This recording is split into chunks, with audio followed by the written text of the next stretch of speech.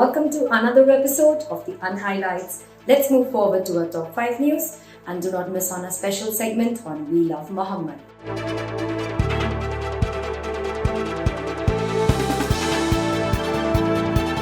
Prime Minister Narendra Modi on Tuesday urged voters to cast their votes in the second phase of the Bihar Assembly election and participate in the festival of democracy in large numbers while adhering to the social distancing norms and wearing masks in the wake of the COVID-19 pandemic. According to the researchers, including those from the University of Washington School of Medicine in the US, the nanoparticle vaccine produces virus-neutralizing antibodies in mice at levels much greater than is seen in people who have recovered from the disease. The extradition case of fugitive diamond merchant Nirav Modi, wanted in India on charges of fraud and money laundering, is expected to enter its final stages of Westminster's Magistrates Court in London on Tuesday. Under Mission Sagar 2, INS Airawat will deliver food aid to Sudan, South Sudan,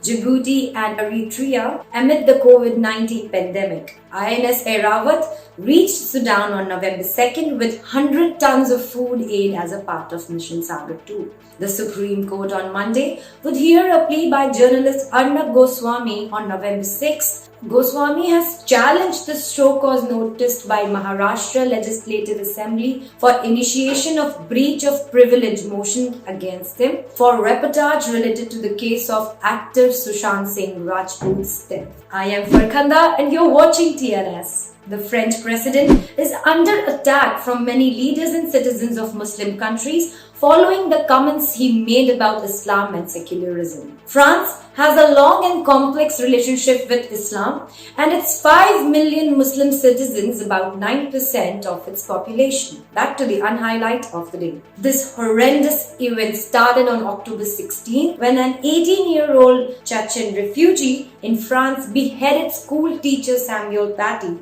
French anti-terror prosecutors said the assault took place on the outskirts of Paris near a school in the western suburb of Conflans-Saint-Honorine. The assailant was gunned down about 600 meters from where the teacher was killed.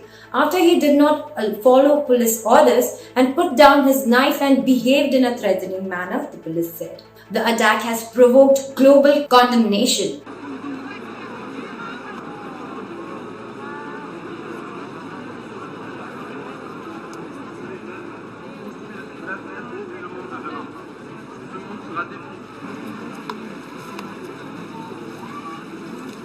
President Macron called the incident an Islamist attack, urging citizens to stand up against extremism, while President Trump addressed it as a vicious Islamic terrorist attack. Let's take a look at France's complex relationship with Islam. Days before Paty's killing, Macron had made a controversial speech. He declared that Islam is a religion that is in crisis today all over the world, plagued by radical temptation and by yearning for a reinvented jihad, which is the destruction of the others. What we must fight is Islamist separatism. It's a conscious, theoretical, socio-political project. It's repeatedly at odds with the values of the Republic and often leads to the creation of a counter-society.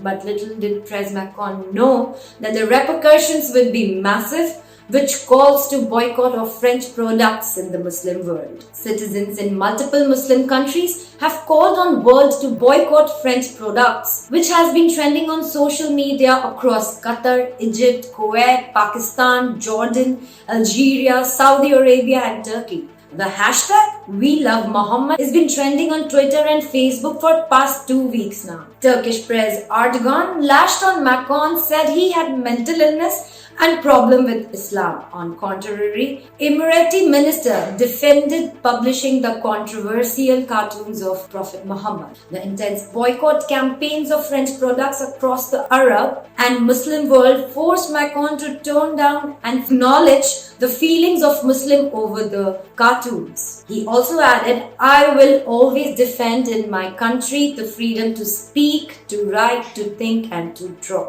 In France, it's very clear.